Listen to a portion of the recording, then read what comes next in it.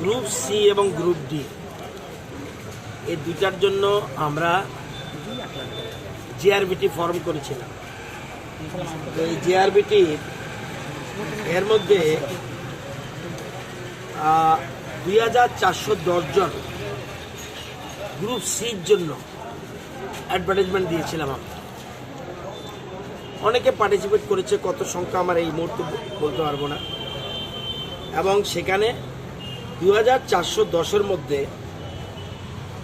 1980 জন GRBT recommend করেছে বিভিন্ন দপ্তরকে যে আপনারা এই লোককে চাকরি দিতে পারেন। জিআরবিটি একটা সংস্থা করেছে, জিআরবিটির মাধ্যমে যেমন এগ্রিকালচার ডিপার্টমেন্টের লোক আছে, এরকম বিভিন্ন দপ্তরের লোক জিআরবিটির মাধ্যমে গ্রুপ সি এবং গ্রুপ ডি এরকম করেছে। তো গ্রুপ সির জন্য অ্যাডভার্টাইজমেন্ট করেছে 2410 এবং এর মধ্যে অনেকে পার্টিসিপেট করেছে। রিটেনের টিকার পর রিটেনে অনেকে টিকেছে, কিন্তু রিটেন শুধু রেজাল্ট না, রিটেনে 1+3 মানে 4 জনকে পাঠাবে। একটা লোককে নিতে গেলে 4 জনকে পাঠাবে ইন্টারভিউর জন্য।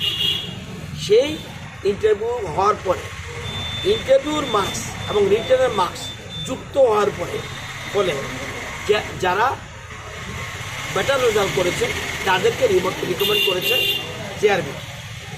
এবং 430 জন বাকি আছে। এই 430 জন কিসের বাকি ডিটেলস আমি জানি না, তো বলে রাখি।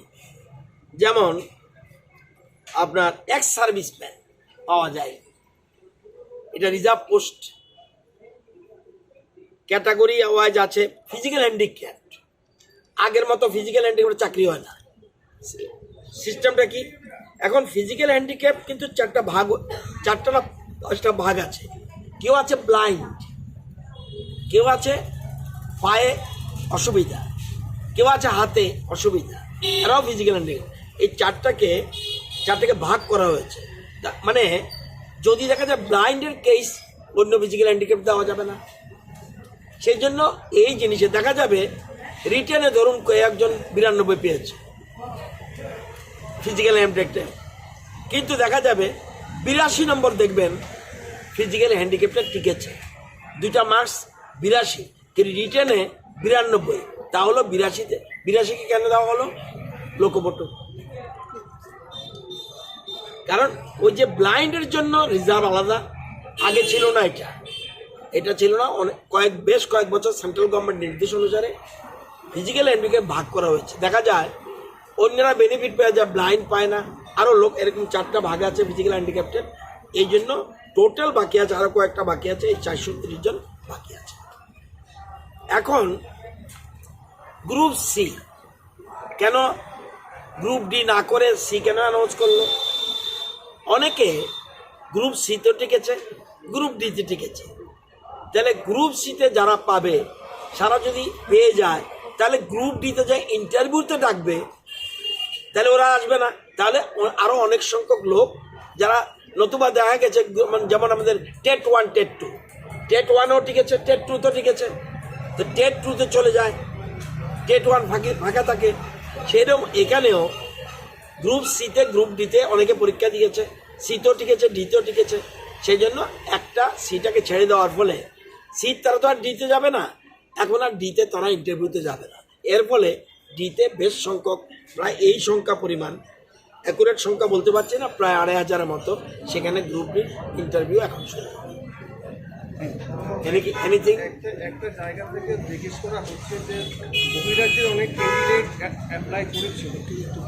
আমার মনে হয় তখন আমরা কিন্তু 100% ত্রিপুরার ডোমিসাইল হতে হবে এরকম ছিল না। আমরা ইদানিং 100% ত্রিপুরা ডোমিসাইল করে দিয়েছি। এখন থেকে যা চাকরি হবে, এটা কিন্তু আগের ইন্টারভিউ, আমি ইচ্ছা করলে এটা ঢুকাতে পারবো না। তবে আমার জানা মতে খুব কম সংখ্যক, এটা এমনও হতে পারে এটা বিলো 30ও হয়ে যেতে পারে, আমি শিওর না। কিন্তু তখন কিন্তু ওরা টিকেছে কিনা আমি জানি না, মনে হয় না। খুব কম সংখ্যক টিকলেও 2, 4, 5 জন, 10 জন, 20 জন হতে পারে, আমি শিওর না। কিন্তু ওই সময় তো ম্যান্ডেটরি ছিল না। আমাদের যেমন আমরা টিএসআর এর লোক নেই, বাইরের যে আসতেই হবে 100%, মানে 30% বোধ হয় বাইরের রাজ্যে খুব সম্ভব না, 25%, হ্যাঁ 25% বাইরের লোক আসতে পারবে। এটা কতগুলি আছে। এখন থেকে যদি কোনো চাকরি, এখন আর বাইরে কেউ এপিয়ার করতে পারবে না। আর কিছু